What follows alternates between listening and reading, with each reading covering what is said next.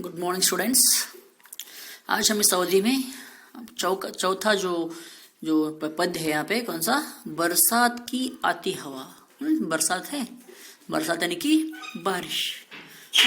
बारिश के समय जो हवा आती है, जो हवा छूटती है, हम सब लोगों ने भी क्या किया है, उस हवा का अनुभव किया है, उस हवा का महसूस किया है। वो जो हवा होती है, बरसात की जो हवा होती है वो किस तरह होती है, उसके बारे में क्या किया यहाँ पे हरिवंश राय बच्चन जी ने एक कविता लिखी है। उस कविता में क्या क्या लिखे है उसको हम देखेंगे। ठीक है, इस कविता के बारे में कुछ यहाँ पे दिया गया है। क्या दिया गया है, आधुनिक हिंदी के महान कवि हरिवंश राय बच्चन जी ने, जो आधुनिक हिंदी कवि है, जो महान कवि है, कौन है, हरिवंश राय बच्चन जी ने इस कविता में क्या किया गया, क्या दिया गया है, उन्हें क्या लिखा है कि इस कविता में बरसात के बाद चलने वाली नम हवा, जो बरसात होने के बाद जो हवा चलती है, जो नम हवा चलती है, उसके बारे में क्या किया यहाँ पे वर्णन किया है। उसका मनमोहक वर्णन किया है, बहुत ही सुंदर सा वर्णन किया है।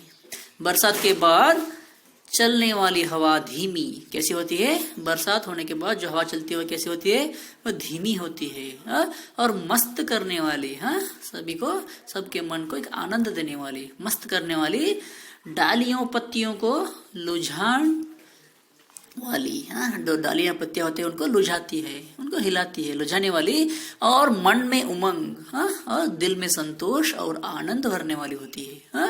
कैसी होती है, सभी के दिलों में आनंद भरने वाली, वो जो मंद हवा होती है, सुंदर हवा होती है। इस तरह इस कविता में उन्होंने बताया गया है, उन्होंने बताया क्या क्या होता है कि बारिश के बाद, बरसात के बाद हवा किस तरह छूटती है और क्या क्या वातावरण में परिवर्तन होते हैं, उनके बारे में बताया है। ठीक है, इस कविता में आए हुए कुछ शब्दार्थों को आज देखेंगे।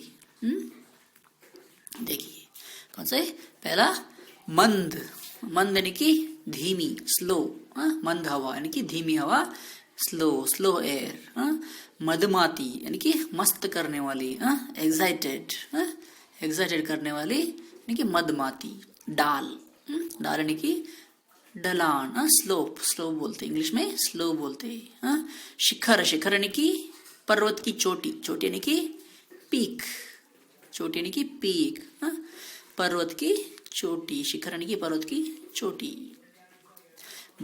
भाल यानी कि मस्तक यानी कि माथा, फोरहेड बोलते हैं इंग्लिश में, मस्तक माथा, इंग्लिश में फोरहेड बोलते हैं। झकझोर यानी कि झोंकेदार, झकझोरने का भाव, शेकिंग बोलते हैं, शेक होना, शेकिंग। आगे झकझोरना यानी कि झकझोरना, झटका देना, झकझोरना यानी कि झटका देना। To shake violently, to shake violently, झकझोरना यानी कि। तरुमाल यानी कि वृक्षों की पंक्ति, लाइन ऑफ ट्रीज, ट्रीज के लाइन, तरुमाल यानी कि वृक्षों की पंक्ति, लाइन्स। लता यानी कि बेल, लता यानी क्या बोलते हैं, क्रीपर बोलते हैं, वाइन बोलते हैं। अटखेलती यानी कि खुशी से खेलती, संतोष से खेलना, अटखेलती यानी कि प्लेफुल, फ्रोलिक।